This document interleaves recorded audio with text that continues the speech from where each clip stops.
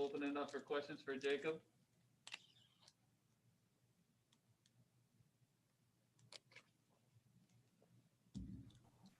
Hey Jacob, how much do you think just the time off of the COVID pause and limited practice kind of affected this game and maybe made you guys a little bit sluggish at times?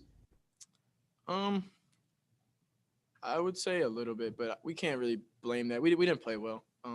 We got off to a really fast start, and I think we thought we were going to be able to coast from there. And they're a really good team. They've got players that can really play. I think we let our foot off the gas.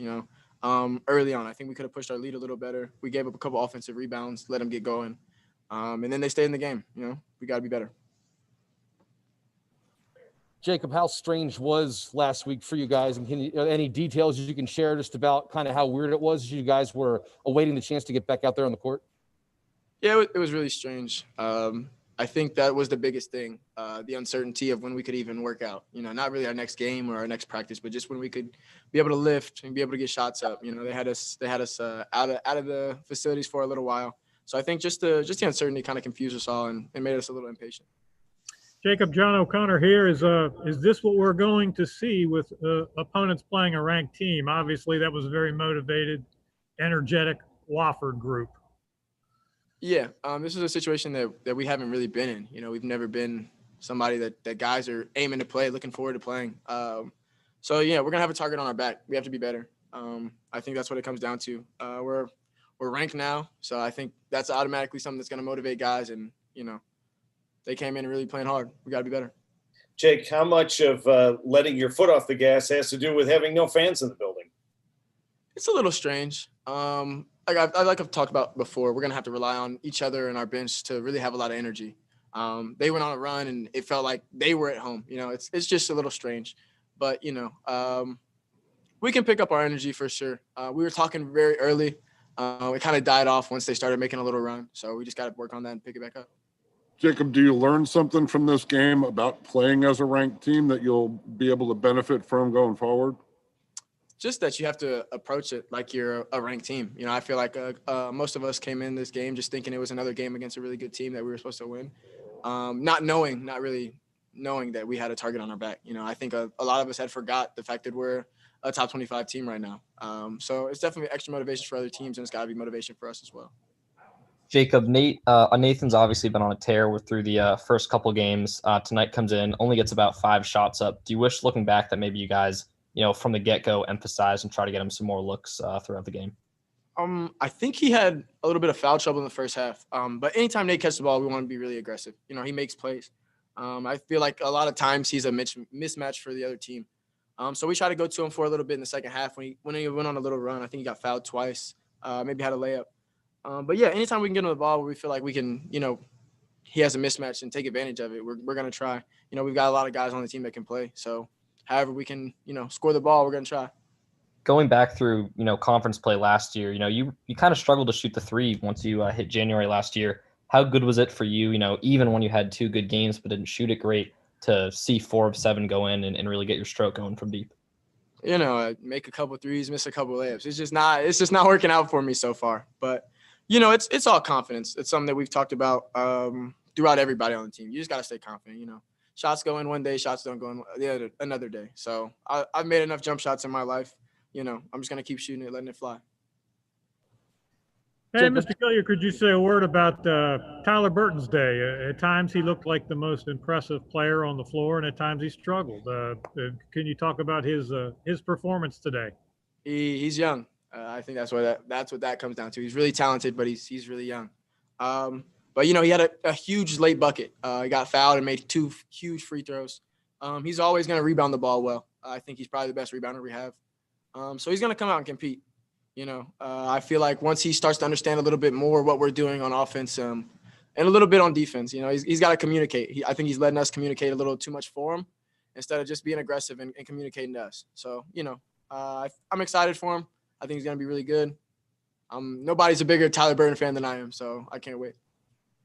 Jacob, what did you guys learn over the past week about just kind of how you got a window into a lot of teams are going through? What did you learn about the patience and flexibility you guys are going to have this season, as are every other team in the nation? Yeah, no, we knew about it before the season came in. We were thinking this is gonna be crazy, but we had already went through the summer where we didn't get to come here for a little bit. But it's way different. At any moment, like we could test tomorrow and God forbid, something bad happens, but we could be stuck for another week off. So just being to adapt. Other teams are gonna go through it too. Just got to find a way to make it to your advantage. Anything else? All right. Thank you, Jacob. Appreciate it.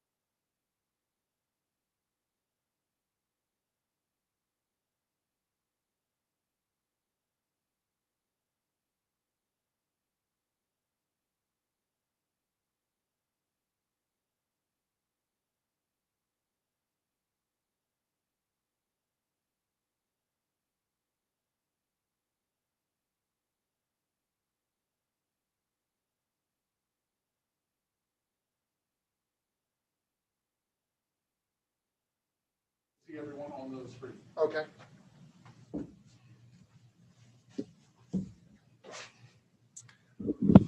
How about that? John, good to see you. Well, pleased with the win.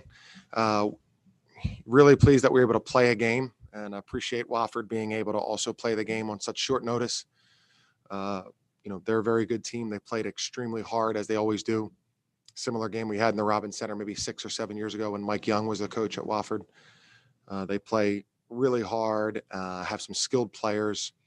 And we made enough plays down the stretch, which I was proud of the way we played down the stretch to win the game. So appreciate Wofford. Pleased with the win and looking forward to Wednesday. Chris, what message did you leave your guys with after such a game? Just that your respect for college basketball always has to be extremely high.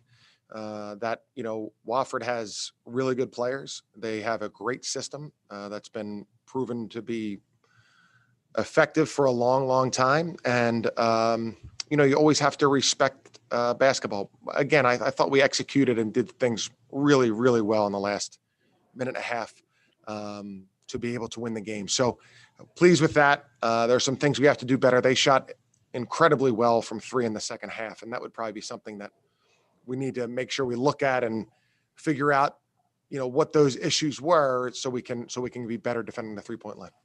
Hey, Chris, you had a spell in the second half where you guys were uncharacteristically sloppy turnovers. I think you had 3 turnovers in a row.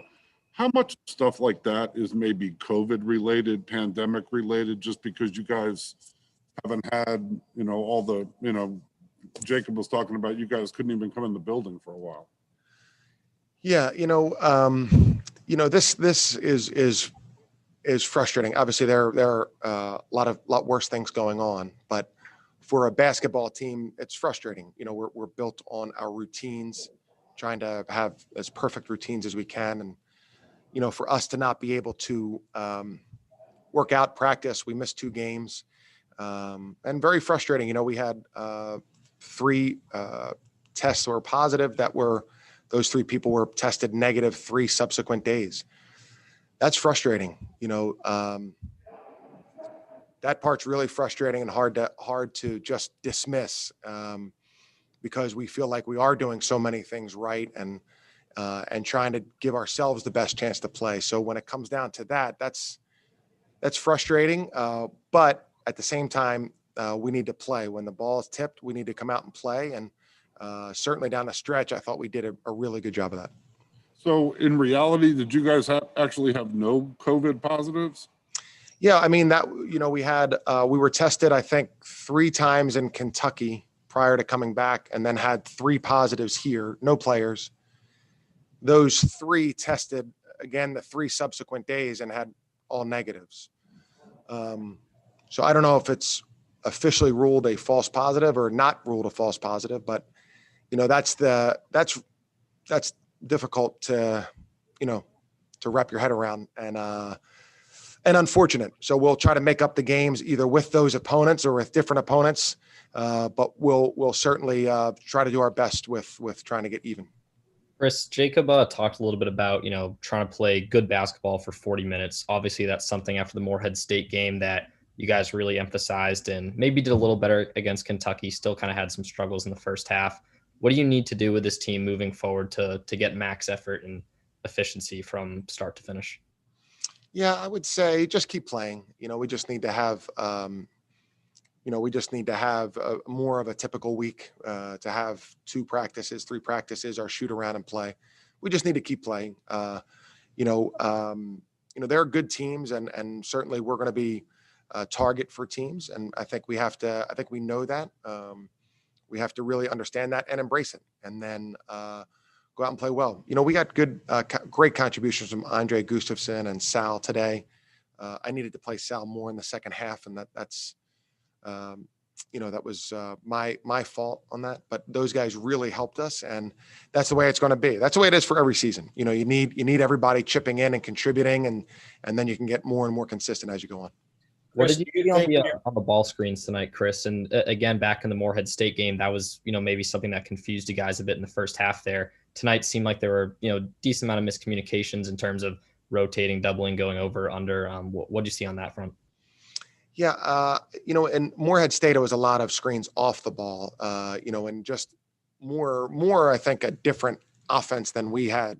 Not a different offense, but some different movements that we hadn't scouted because it was the first game. I think tonight, they use the ball screens well. And I think that, they also, not just ball screens, but dribble handoffs. And I think that's where we got stuck a few times in how hard and how long are you going to stay on your hedge when it's a dribble handoff?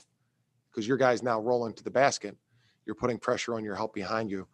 And I think we had a difficult, it's good offense and it was good play, but I think we had a little bit difficult time handling that. Matt Grace did a good job of it. I thought Sal Caresi did a good job of it, but all in all, we can get better in that regard.